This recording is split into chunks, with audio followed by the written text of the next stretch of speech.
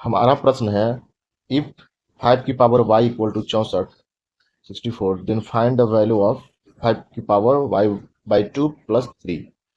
ठीक, यानी प्रश्न कह रहा है कि 5 का पावर y इक्वल टू कितना है, 64 है, तो किसका वैल्यू पता करना है, 5 की पावर y बाई 2 प्लस 3 का मान ज्ञात करना है। यही हमारा सिंपल सा प्रश्न है। आइए इसका सोल्यूशन देखते हैं।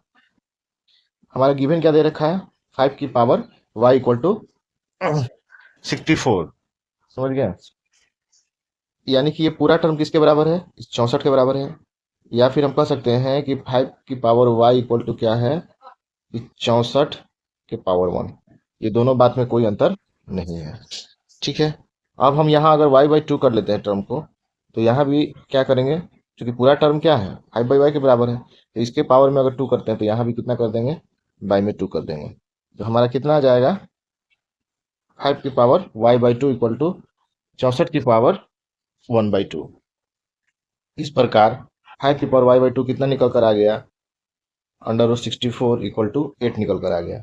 और हमें अब पता चल गया है कि अब जो है कि 5 की power y by 2 equal to कितना हो गया है, 8 हो गया है। हमें जो मान निकालना है वो 5 की पावर y बाई 2 प्लस 3 का मान निकालना है।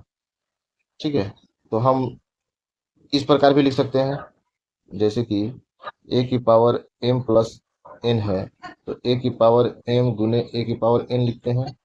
उसी प्रकार से ये जो 5 का पावर y बाई 2 प्लस 3 है, तो इसको किस प्रकार से लिख सकते हैं, 5 की पावर y बाई 2 इंटू 5 की पावर 3।